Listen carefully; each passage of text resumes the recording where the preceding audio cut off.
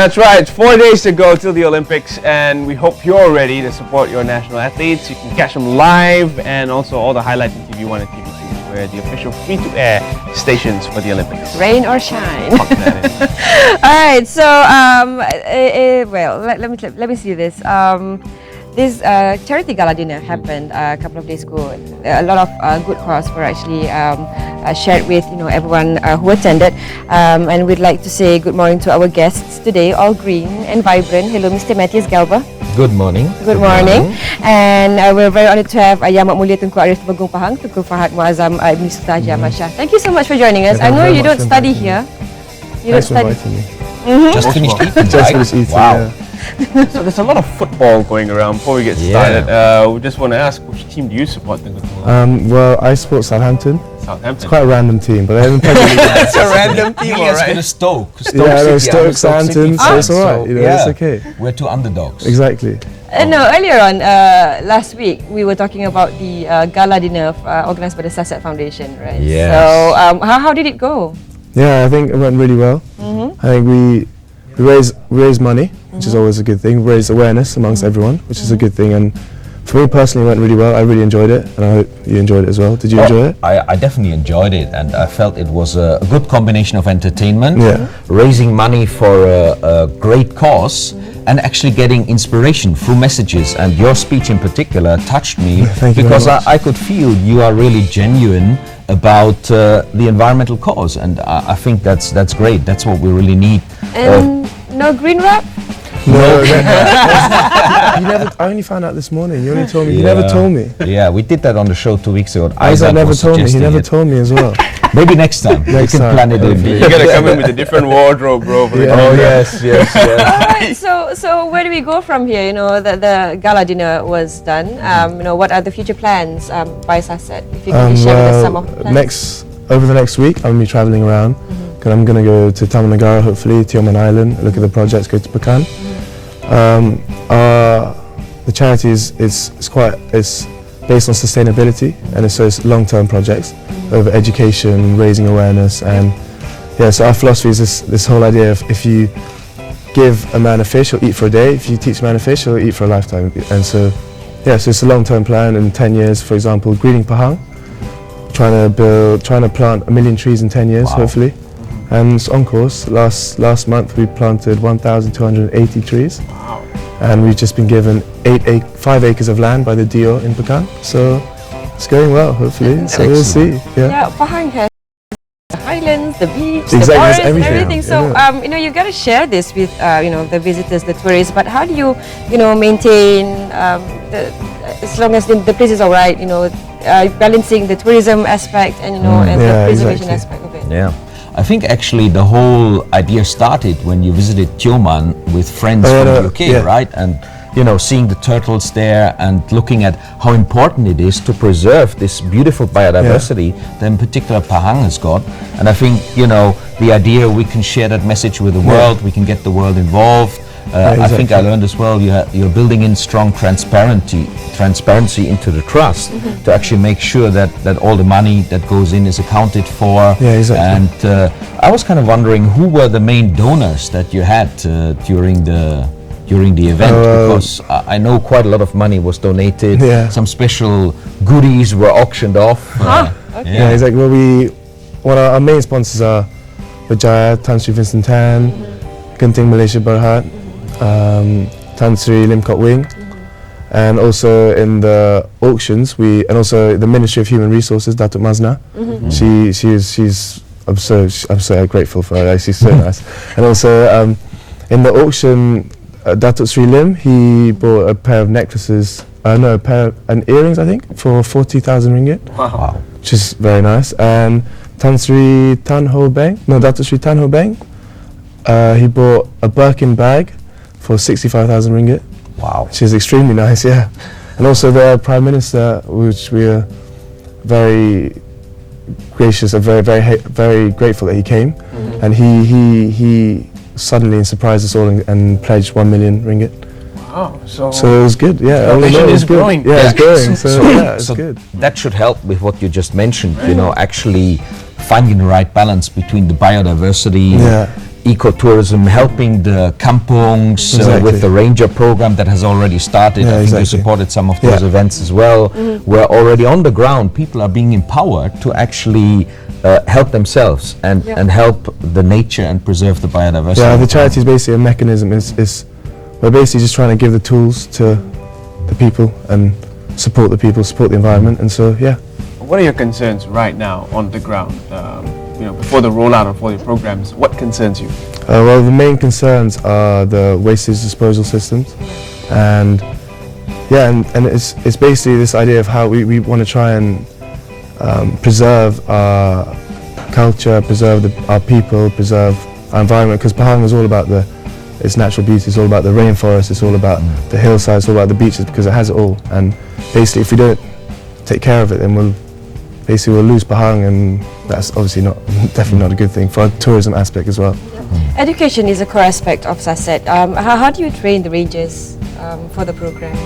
It's community based. The rangers are they're obviously locals in the kampungs, and basically trying to make them more aware of ways of being sustainable. For example, ways of disposing waste, ways of safety measures. For example, in Temenggong, the rangers have a strong responsibility to prevent illegal logging, illegal poaching. Well, hopefully, obviously Temenggong is quite a big place, so Tengku Temenggong, before this, prior to your introduction and your education programs, I'm sure there has been a status quo of how things are done. How accepting are they of your new methods and education? The kampung, the villages, they're extremely accepting, and especially the schools and the children, the villages, they're all extremely helpful, and we're really grateful for that, and so it's really nice. You've adopted a kampung. I want to adopt the kampung. I come from a small German village, 500 people, so I always address myself as a kampung boy. So I would love to support the cause there. And I'm looking for a 500 people kampung, so maybe one day I can even tell my kampung people in Germany, maybe we can bridge the twin, you know, exactly. And I would love to do that. So maybe you can recommend to me the appropriate kampung on your travels. Yeah, if you spot one small 500 people, then I would love to adopt that one and they've got to contribute that love way. yellow, because his favorite color is yellow. He's joking. The green man. We just got a yellow watch. Besides but green, my yellow. surname is Yellower in German, but my heart beats green. So you know, it's just the same like you. So you have all these wonderful sponsors stepping up. What about commitment? From the our fellows in Pahang. What do they need to do to ensure that the state is cared for and everything can be sustained for many years to come? I think the starting point has been that SASET has actually focused on taman negara and waste minimization through the empowerment of the people locally. As Tengku Temenggong just mentioned, the waste is a key issue, and there's already been some great results with empowering the local rangers to focus on waste and as well to focus on what can be done to protect the community in terms of if there's a fire. So as well, not just focus on environment, but at the same time as well the social services. And especially in Temenggong, we have a river conservation project, and also now we moved on to Pekan, and basically we're trying to set simple, achievable aims, because obviously we don't want to set goals that we won't be able to reach, So we're going like district by district. So Pekan, and then we're just going to move on from there, and then we'll see. And obviously, Temenggong is going to become some sort of an example for the rest of the country to follow. And being the first place where these range of programs are being initiated, have you been contacted by the other national parks around the country to try and emulate what you're doing? I think that will happen in the future. I hopefully. guess it's a starting point. Once the case study will become well known, I think that could be a model for the rest of Malaysia. Hopefully. Exactly. It's more a long-term project as well, because education is not something that you can really see overnight, as you know. So Matthias is here with us every week, sharing us tips on how to have a green style of living. What about you? What do you do on a daily basis? Well, it's just like it's the little things, It's like go out of your room, turn off the lights, try and conserve energy, turn off the taps, try and conserve the waters, recycling. Like if our house in London has 3 bins. So you want to, obviously, and it's the little things like that which make a difference, which all our fellow Malaysians, and not just in Pahang, all the fellow Malaysians, to be fair, everyone in the world should be able to do. Speak to us about some of your short-term goals and your mid-term goals. Well, short-term goals, for example, the river conservation. So that's easy, picking up the litter from the river and trying to get a sustainable way of. So trying to get the local authorities to continue doing that, the local contractors, and then the long-term goals are all the education goals. So Temenggong ranges. That's short-term in the sense that that now we have rangers, but then you want to keep on training them. It's like innovation, and then also at the same time, it's Adopt a Kampung. So that's a community-based program, and so that's long-term. That's education, trying to raise awareness amongst the youngsters, mainly. And so I love as well your 1 million trees target. I set that target for myself a couple of years ago. Very much short of it, so hopefully we can work closely together on that, because trees are just the source of oxygen. Carbon dioxide is being turned into oxygen. Mother Nature's beautiful way of doing something great for the environment. I love trees. It seems like the foundation has embraced the whole green concept and helping champion the green initiative. What are your hopes for more foundations like this to come up and support the green cause? Yeah, definitely. I love because it's not a competition between the charities, obviously, and so I love for more charities like this to come up, more Malaysians to work together. It's this whole idea of all of us working together, unity, one Malaysia, So just trying to, it's good. So hopefully. Are there any particular individuals or organizations that you want to pay tribute to for helping you with the foundation?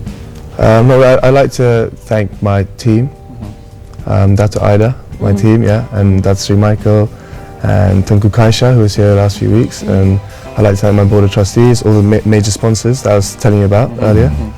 So my mum, my family, especially my family, I'd like to thank them for supporting me. For example, my cousins, they all sang and danced at the gala, which is nice, really nice, good performance. So it's good, so it shows that everyone's supporting, my dad, so. We're definitely looking forward to the next one, because I know you gotta come, you have to come to the next one. Well, Matthias will have to be, he will be doing the green wrapping He'll wrap in the next one. And what pressure is on. Green. What about your plans? What do you have coming up for the next few weeks? More tree planting, and I haven't even got a chance to actually join one yet. We will. During the fasting month, there will be no tree planting, but after that, in September, there'll be one. We do tree plantings here, but we'll try and get some troops over to Pahang as well. Next tree planting from SAS Trust, and as well, where I'm with Tengku involved in planting trees in Raub, so we'll be planning some for the future. And this Saturday, you might remember last week we did talk about the eco design competition. I'm one of the judges. Tetra Pak. Yes, Tetra Pak.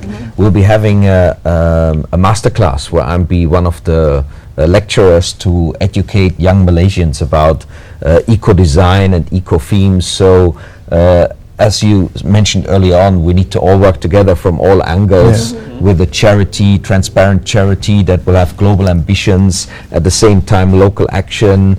So there's loads of good things to come. And I have to get my computer repaired because I was driving with my bike and the screen broke.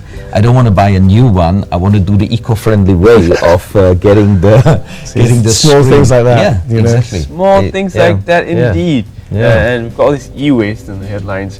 Yes, e-waste we wanted to ask dangerous. you about that. And actually, people can make a donation for the trust straight away on the website. It's actually sastrust.com, and there's the possibility to donate money straight away.